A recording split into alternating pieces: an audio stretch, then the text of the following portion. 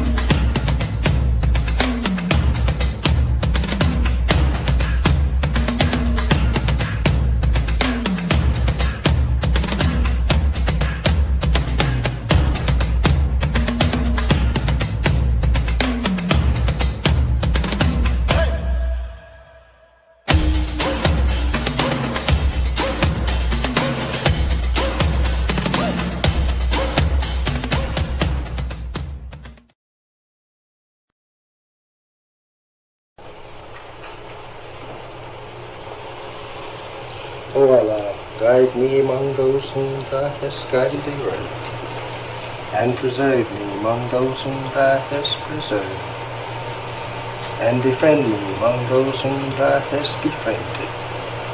Bless me in whatsoever Thou dost grant me, and deliver me from the evil of what Thou hast judged. Surely Thou judgest, and none can judge against Thee, and he whom Thou befriendest is not disgraced. Blessed art Thou, O Lord, and exalted be Thee above what they set up besides Thee. I bear witness, nothing deserved to be served besides Thee, and I bear witness that Muhammad is Thy servant and apostle. Amen.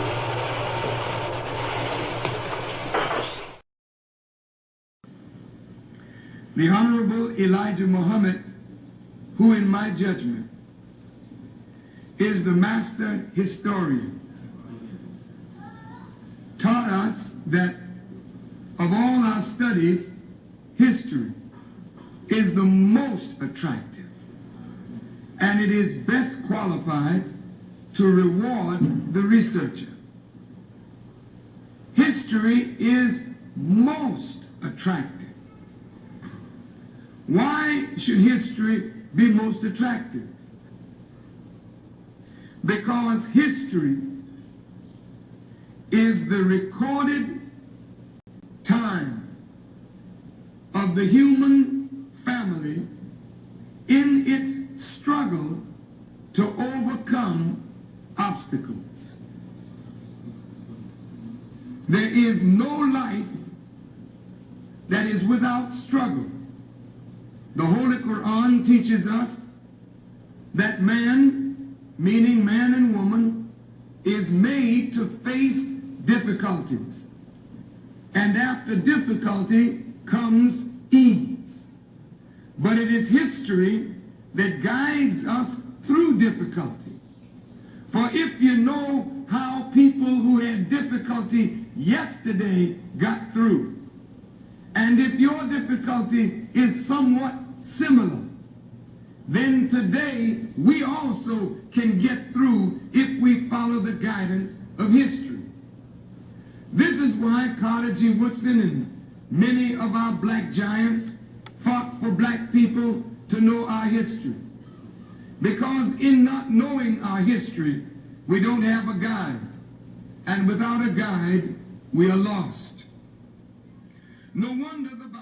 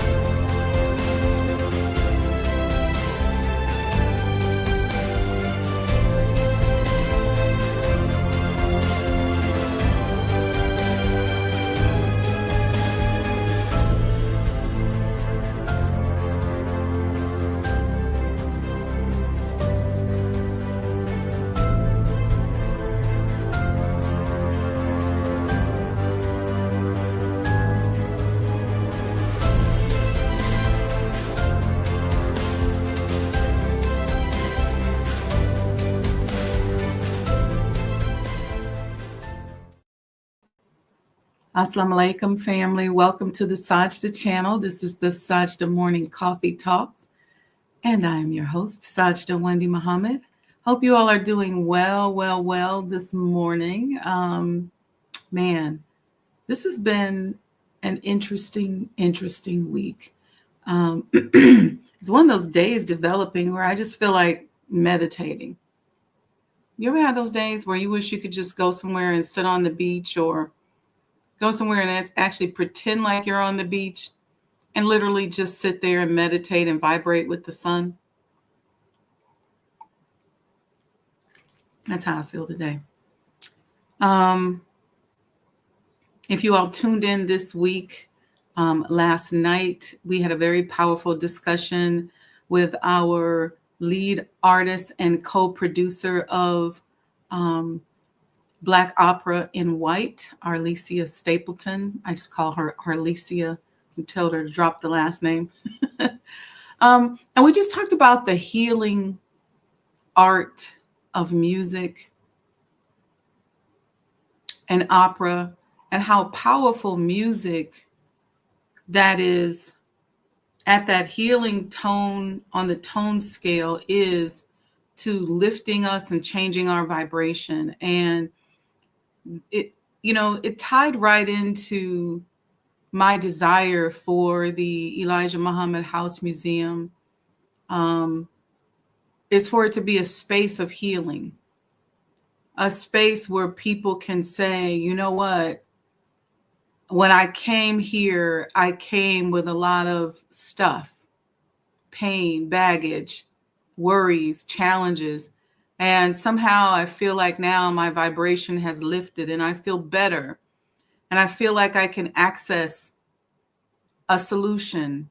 That's my goal and dream for the house. And so during that discussion with Arlesia about opera music and the power of the music and the textures of the tones and the vocal tones that are really tethered by life experiences. So everybody's tones are different and the textures of their voices are different because of what they may have gone through. You know, we all have our own tone and our own voice print. Think about how powerful creation is, because everybody has their own look, their own vibration, and their own tone. It's powerful, very powerful. So we did that. And then yesterday, if you tuned in, we talked about identity. And I wanted to dive a little bit deeper and see what comes through by bringing this discussion up again today. We talked about how in the 1930s and 1940s, as a people, we were fresh up from slavery, per se. Many of us sharecropping. People were, in this case, in Black Bottom, Detroit, and in cities all around the country, trying to figure out how they were going to make it, how they were going to be. There were some of us who, during Reconstruction, began to reconstruct our identity. And we had, I believe I read somewhere, close to 132 Black cities that were ultimately destroyed. But those Black cities and the success of those Black cities that we built because we were being shut out of mainstream society created an identity, a new identity, a new self of pride. And then when terrorism took place and the cities were firebombed and destroyed and people were wrongfully imprisoned and all of the tragic and horrific things that happened, it shook and changed our identity.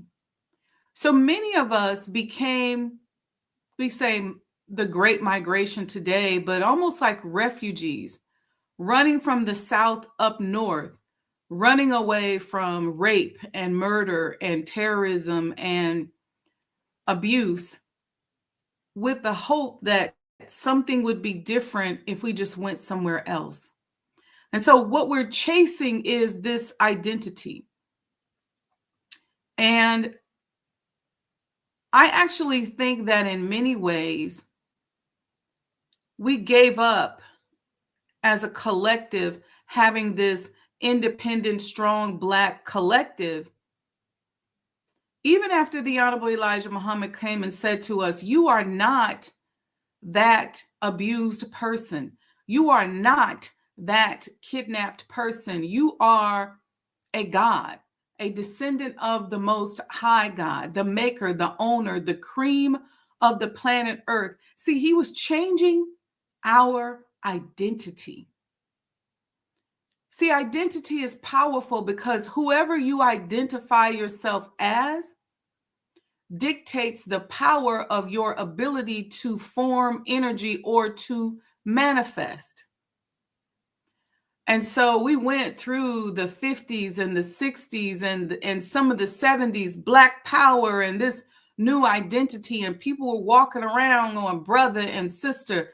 The Honorable Elijah Muhammad taught us that and continues to teach us that.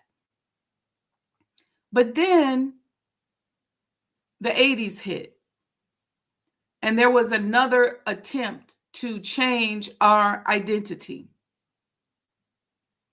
And we had the crack epidemic. People started to go to prison. And then this whole PR campaign around, us being violent criminals and the prison system and drugs and drug abuse. You had people who grew up in perfectly beautiful homes who went out to a party to hang out and kick it and ended up strung out on crack cocaine. Still happening today. The emergency rooms around the country are filled with our youth who have succumbed to drug-induced mental illnesses. And so all of this impacts our identity. And so when I was talking yesterday, I was saying that there's an exercise, and I think we should do that exercise today, where I want us to imagine ourselves as being something other than our life experiences. Yes, you've been through a lot. Some of us have been through a lot of good things.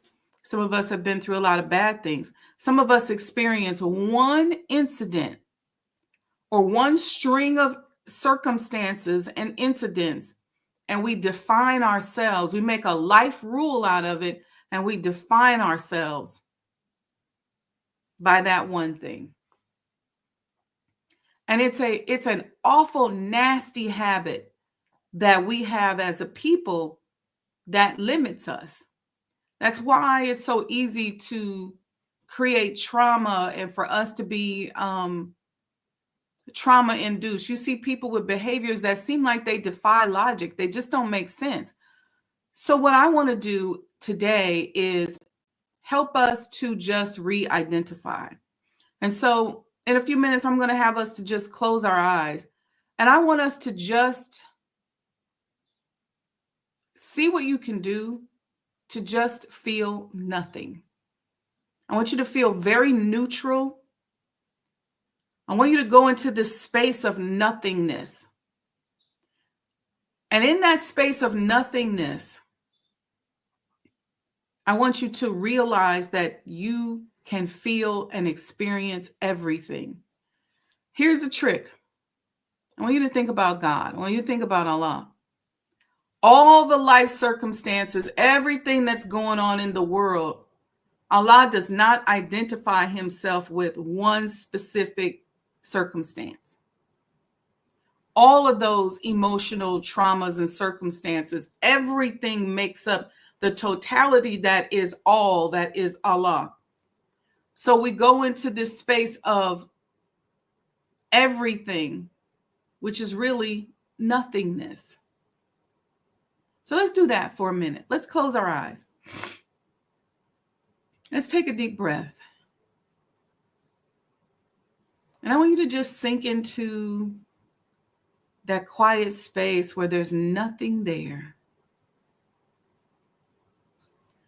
That space that whatever you've been through doesn't matter. Whatever traumas you've been through as a child, it doesn't matter. Whoever rejected you, whoever hurt you, whoever didn't want you around, whoever shut you out of heaven, they don't matter. I want you to go into that space where you are sitting in knowingness. And that knowingness is that God, Allah, Jehovah will never forsake you. And that he actually never has. Go into that space.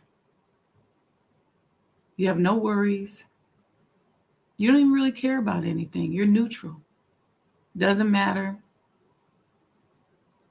Let's just sit there.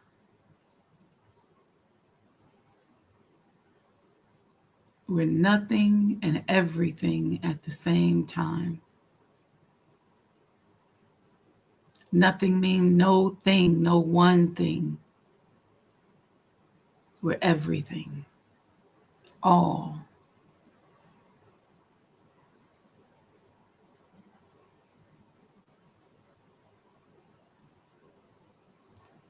Now I want you to reimagine yourself and what your life would be like if this traumatic thing never happened to you. I don't want you to think through the tragedy. I want you to just see it like it's on a board and just move it to the side. It didn't happen. It's not there. And you are this divine, beautiful being responding to the requests of the universe, building and developing as Allah intended when you were created. No financial issues, no worries, no impediments, no boundaries. You're not reduced to a color or a community or a thing. You are just nothing and everything at the same time. No one thing, but everything at the same time. And none of these things in the world matter. And you get to do what you showed up on the planet to do.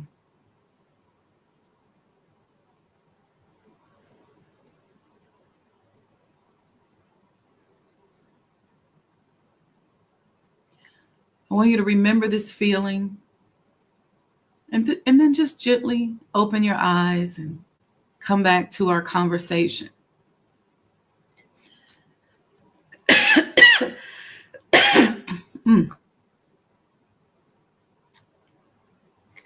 It's interesting because, wow, as I was doing that exercise, I felt something releasing. And it started coming out as a cough and just letting it go. Why did I do that? So that we can shift our identity. Shift our identity from this person who's trying to get a sale. Shift our identity from this person who's trying to pay bills. Shift our identity from that person who just got fired or who doesn't know if their relationship is going to last. That identity is not you. You are bigger. You are more. And so when we get ourselves to that space, we can transcend these false temporary identities that become permanent fixtures in our lives. We can collapse our manifestation time, because what stands between us and what we want, or us and what we're trying to do, is all of these identities and all of these circumstances. Excuse me, it's still coming out. All of these circumstances in between who you are, who you think you are, who they said you are, who you think you're not, all of that. It's all fake. And let me tell you something. Let me tell you another trick.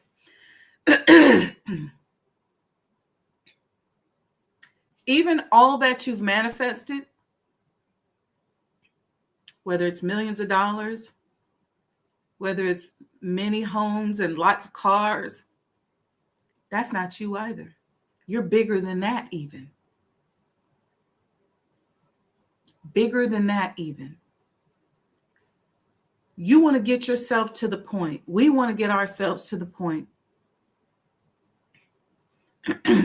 where, whether you see it as Allah, God, the divine, the universe, the creator, can download something into our head and we can make it happen like that. Y'all know I can't pop my fingers, but you get the picture. We can make it happen like that. How do we get there? We have to remove all of these things that are in the way. What's the debris that's in the way? Oh, well, I'm a woman, or I live in this community, and nobody from this community has ever done that. See, this is why history and understanding our ancestors and their sojourn is so important. Because if you identify with being a slave, then you're going to always be functioning from the consciousness of trying to come out of slavery. If you identify with the massive, creative, divine being that you are and that you were prior to that point in history, now you're functioning from something that is fruitful and something that gives you some tools. But you can only manifest to the extent of your identity of yourself. It's real talk. You can only manifest to the extent of your identity of yourself. That's why oftentimes you get additional stimuli. You know, it's like mothers who somebody mess with their children and they turn over a car. Right? It's like, you know, somebody trying to save their child or their mother. I was watching something the other day on the news here in Chicago, and there was a fire in a senior home. And there was a brother who realized that his mother was still up there. She wasn't among the seniors who they had already rescued. And the fire was blazing, and he kept trying to get the fire department to go in and get in there to get his mother. Let me tell you something. That brother scaled the side of the building. He climbed up the side of the building, kicked in the glass, and went up there and got his mother, pulled his mother to the window, got her like where she was sitting, like on the side, almost like on the windowsill or something. And they were able to send the boom or the lift over and get her and bring her down. And he was willing to do whatever. See, he didn't limit himself to say, look, I might be out of shape. I might not be able to climb. I might run out of breath. He defied that and re-identified himself as somebody that can and was going to save his mother. And that is exactly what he did. And excuse me, I was on the internet, like, I want to know this brother's name. I wish I could just give him, you know, a package of money and saying, look, this is for you and your mother. Because I just thought that was so amazing. He, in that moment, because you saw him identifying as the victim that needed help at first, because he's going to the firefighters and he's like, please, please, please. I think they could see his mom in the window. And so he identified as that victim, as that person that needed help.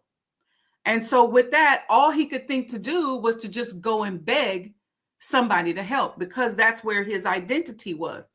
But once he decided, I'm not this victim here, and I'm not getting ready to sit here and accept the circumstances of being a victim. I'm going to get my mama. And that's what he did. It was so powerful. I was literally watching. It was almost like I could see the spirit of the transformation of his identity.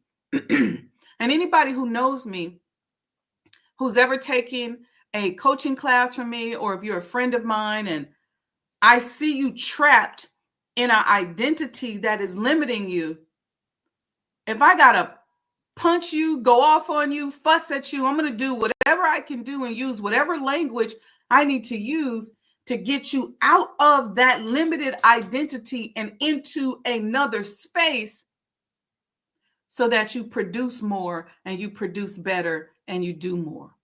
Okay. Let me know in the chat if you have any questions about this. You know what? Let me see. I haven't been good about the chat lately.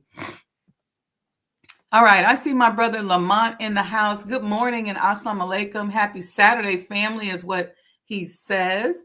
Sister Alita, our birthday girl, it's still her birthday, y'all. So wish her a happy birth anniversary. She's right here. She says, ASA, morning blessings, family. ASA is an acronym for Assalamu alaikum. And so she's giving us the greetings, which simply means peace be unto you. We return those greetings of wa alaikum salam, which means peace be unto you also.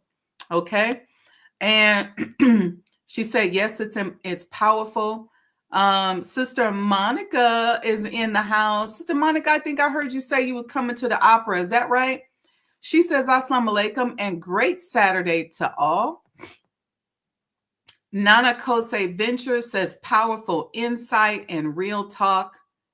And Sister Alita said, yes, you will. Yeah, because I recognize that if I'm talking to you, no matter how good my words are, you can't hear them if you're identifying at a space that's too small for you to manifest what you're trying to do. And so it's all about evolving. That's why it's I am, be, and it is, growing and developing and evolving. Who are you today? Which should be bigger than who you were yesterday. So the idea is, as we're growing and developing, we start to shed and melt away those false identities.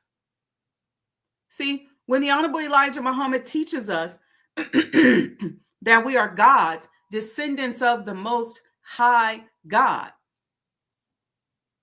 that is showing us what we can manifest. And then he tells us basically that we are everything. We are the makers, the owners, the cream of the planet Earth. The original. The original. See, the original is everything. All of that. Not, I'm this Black woman who lives in this community and in this neighborhood and this happened to me and I don't know how I'm going to do it. See, listen, let me tell you something. This concept of packaging and identification is a very colonized way of thinking and being. What do I mean by that? Go back to colonizers and people who are capturing people. When they are on a mission to colonize, to capture, to utilize people, they are measuring and putting valuations on people, places, and things so that they know how to use it or them as they are conquering. Right? So they know, okay, I can use this group over here for this particular mission.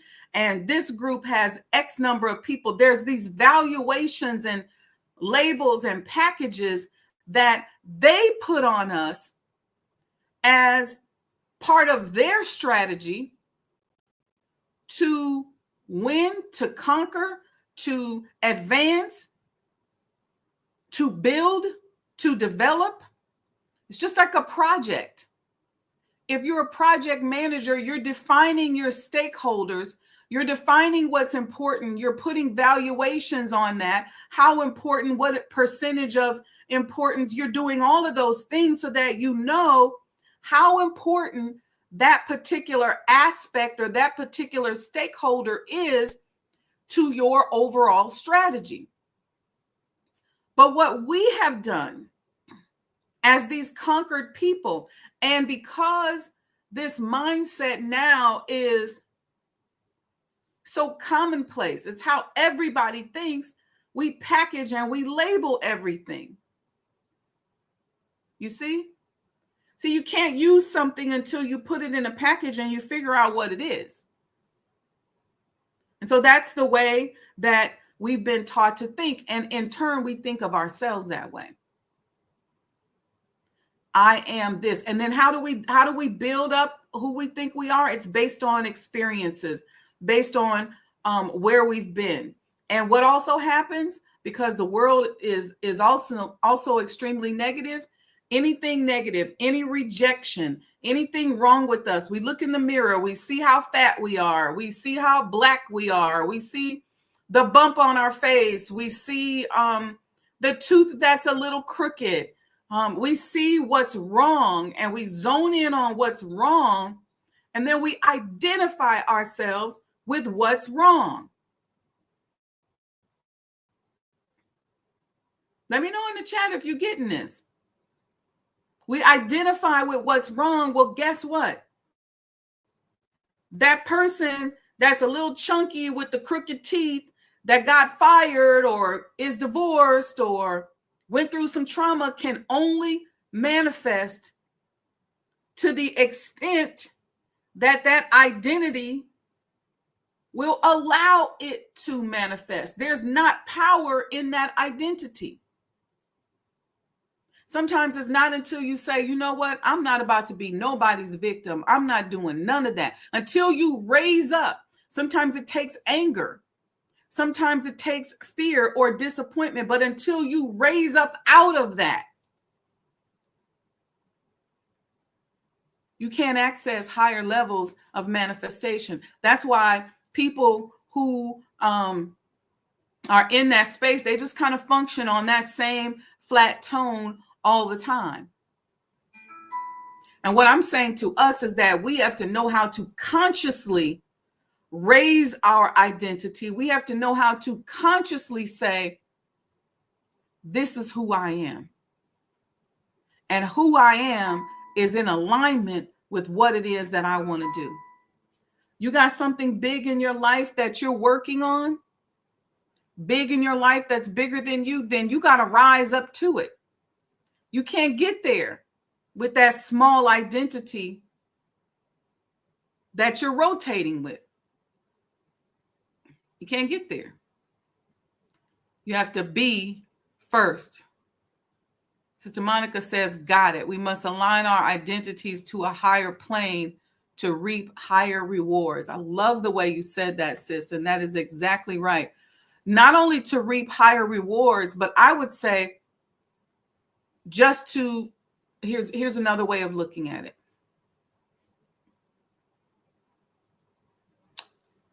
All of us should have the goal to be closer and more in alignment with Allah, right?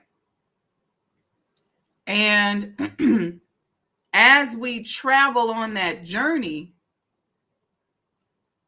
we have experiences that are aligned with where our identity is. And those experiences produce fruit. And so depending on where we're going, what we're trying to do, we have to adjust and elevate. Many of you have heard me say this all the time, that I've been very blessed in my life that I've always had very lofty goals. And I've also been such a believer in those goals. And I trust Allah so much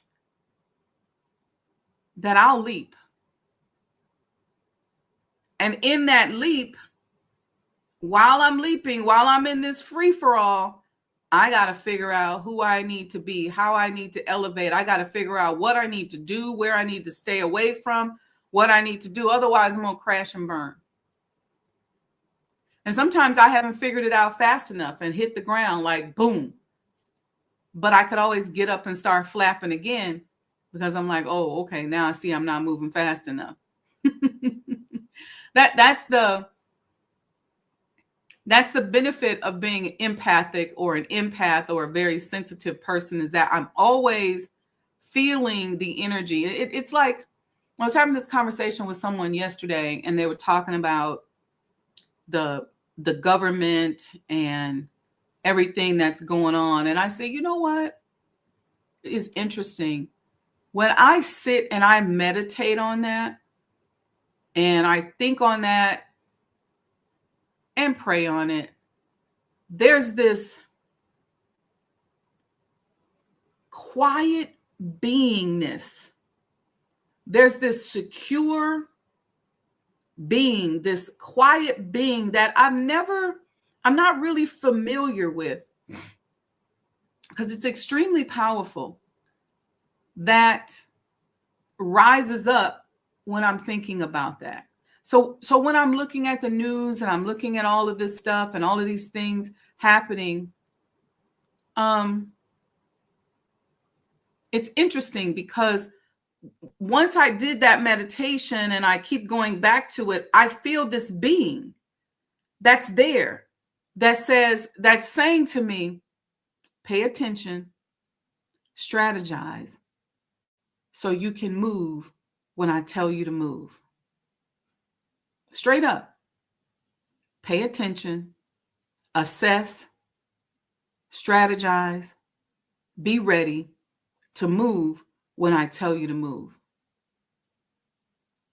And that has been, there's been a few issues that I've been concerned about that I picked up on lately, that I've taken to prayer and taken to meditation, and that has come up. Be quiet, lay low, pay attention.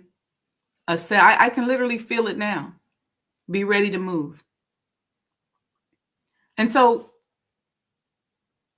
what I start doing when I start getting that kind of spiritual messaging, I start saying, all right, who do I need to be so that I can receive this message clearly? If I'm looking at anything, when I look at the women that were around Jesus, I say, who were they? Not per se what was their names, but who were they spiritually that allowed them to be in such a beautiful place? Who were they? Who were they? One of my favorite historical figures is Sheba or Sheba. She has a lot of different names throughout what we know as Africa and Asia.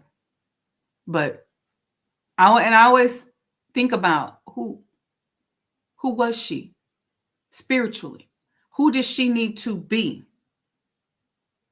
And what was that beingness that was being developed in her before she was even born, that brought those life circumstances to her? This is how powerful this energy is. It's really not about what the government says. It's not about what anybody around us said. It's about who you are. Who is that person that was the queen, the king, the leader that decided to rebel and make a difference? Who was Harriet Tubman? What was her spiritual being to be able to say, I'm going to go back and forth, north to south, freeing people. Some say it was 19 times, or some say it was more than 19 times, but let's say it was 19 times. I like that number. 19 times. And then she said, I could have freed thousands more if they had just known that they were slaves. Who was this person? That's what I think about. Who was it? And so sometimes when you can understand who that person is, who they are being, what they are identifying with, you can understand then how they got to where they are. And then you can either go through the process, which we've talked about, of mirroring or being inspired by that person, you name it, but who? See, even though a lot of times we like to go, well, that person was chosen, or that's the gatekeeper, or that's this and that. Who did they need to be in that position? What's their identity? See, because we don't pay attention to who people are and how they identify, we miss the gods walking right around in our midst. I have people tell me all the time, now that I'm back in Chicago, like, I never knew this about you, or I would see you all the time and I would talk to you all the time and I didn't know this or that. Or sometimes God will hide a person. He puts you in the limelight, then he hides you. Like, oh, I had no idea. Yeah, because when you see a person and you don't see the God in them, you see what value they have to you, then the relationship is only to the extent of the value that you see in them. And if you don't really see that much value in them, then you don't really care like that. Interesting, right? Very interesting. So I wanted to finish off that conversation on identity. And thank you so much, Sister Monica, for summing that up in such a beautiful and powerful way. Go, you guys, if you missed yesterday's show on Black Opera, I saw Sister Monica say she's going to be attending. Sister Alita will be there. Let me know in the chat if y'all going to be there. This is my goal for the event, and I'm putting this intention out there. And what I do at Sajdah House before every event, before every tour, I pray over every room in the house. And I ask Allah that anybody who comes there will be transformed.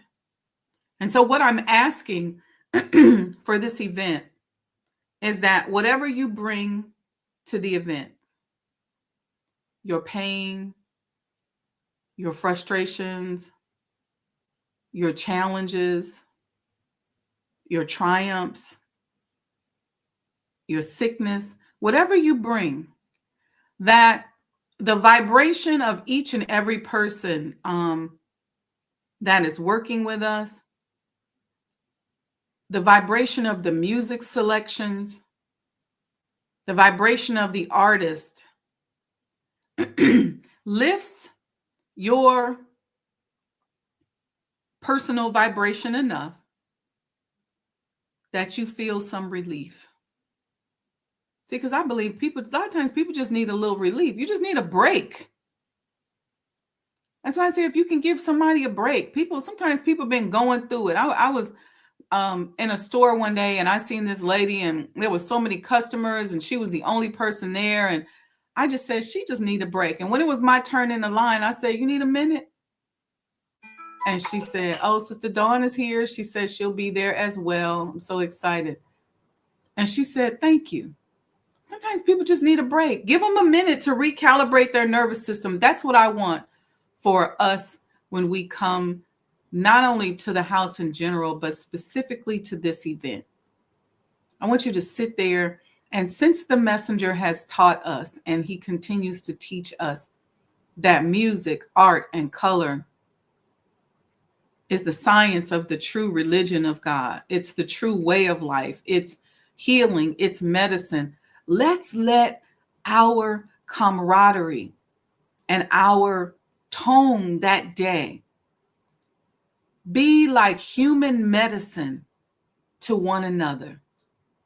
Human medicine, that there's a healing. I want Sister Dawn, when her and her husband get back on that plane to go to Atlanta, that there was something inside of them, whether it was something that they knew about or something that they didn't know about, that gets healed. I want every person, Sister Aletha, Sister Sajdah, Sister Ayana, Brother Abel, who's going to do the opening prayer, Sister Arlesia, anybody who's there helping to work. I want you to leave there different, better, uplifted, more hopeful, healed, excited, like you just met the Messiah himself. See, a lot of people say, if I could just touch the hem of Jesus's garment, let's touch it that day. Let's spiritually touch it that day and be human medicine to one another. All right, y'all? I mean, yes. Okay, so with that, make sure you got your tickets, Black Opera in White. If you cannot attend, we ask that you support. Y'all know your sister put these events on, and I don't really be asking y'all for nothing. I just struggle through because it's something I have to do. And so any support and help you can give would be greatly appreciated. Go to Cash App, Sajdah Enterprises, make a donation. You can Zelle me, Wendy100m@gmail.com. If you forget all that, just go to the website, sajdahhouse.com. We are at a space, I think you all know that we won the 2025 City of Chicago Preservation Excellence Award. We're one of the winners. And Elijah Muhammad House is one of the winners. And so I'm excited. One of my visions for the house, I know you all remember me telling the story when I first started. I said, we can't call it the Elijah Muhammad House yet. We're not really ready because it's a mess. We're going to call it Sajdah House because we're praying. We adore Allah. We're just moving out on faith. And ultimately, I ended up receiving a holy name or a spiritual name from our beloved, the Honorable Minister Louis Farrakhan, as a result of asking that question. I can't, that's a whole nother conversation. But now we're moving into that phase where we can truly be the Elijah Muhammad House. And so you'll see that used a lot. If you go to the website, both of them point to the same website, Sajdah House and Elijah Muhammad House. But now that we're starting to do a lot of producing, you'll see Sajdah House Production and Sajdah House Publishing and some of these amazing things that we're doing. So you're going to see some branding and the house as an entity kind of representing now, what it is, right? Sajdah as the fuel, as the creator, as the unifier underneath this beautiful edifice that we are now calling Elijah Muhammad House. So I'm so excited. So you're going to see both brands growing and expanding. I know there's some people who don't like me and don't like Sajdah, and they're like, I don't want to see that, but sorry, you're going to see more of it. It's going to be expanded. It's going to be great. We're going to be doing some retreats and some think tanks this summer. Again, I believe that if we ask Allah, look, heal us, elevate us, He'll do it. And so I'm extremely, extremely excited about where we are and where we are going. So we need your continued support. We're getting to the point where we're monetizing, not quite there yet. And so up until that point, we'll always need donations and support because we're going to always be stretching and pushing. but your support is greatly appreciated. Make sure you got your opera tickets. If you can't afford to get an opera ticket, at least forward the post, repost, tell a friend, tell somebody that you know has $50 donation that can attend. If you can give via Cash App, $10, $5, $50, $500, $5,000. If you want to be a sponsor, we've got some great sponsors for this event. We've got Sister Alita, the financial architect, is one of our sponsors. We have Sister Sajdah Evangelista, attorney at law, your warrior attorney. She's a sponsor. We have Brother Lemuel Muhammad, Martial Arts World, as a sponsor. Of course, my brands, Mind of an Entrepreneur, is a sponsor. So be a sponsor. You can help sponsor the event, or you can even sponsor a room in the house. All right, family, I thank you all very, very much. Please go back, share the podcast from yesterday about the opera. Check it out and join me May 10th, 3 to 6 p.m. and join me in that prayer. If you can't be there physically, join me and let's pray that attending that event changes who we are and is healing. Thank you, Sister Alita. You trying to make me cry this morning? She said, thank you for all that you are doing, sis. Love you. Love you too, sis. All right. Okay, family. With that, we'll see you all, inshallah, next week. Did I say that Brother Abel's going to do the opening prayer? Yeah, he's going to do the opening prayer. So we're excited about that too. I am working with Imam Sultan, and it's very possible that we may have a surprise during the event, but I don't want to announce it because we're not certain. I'm not certain yet. So that's possible too.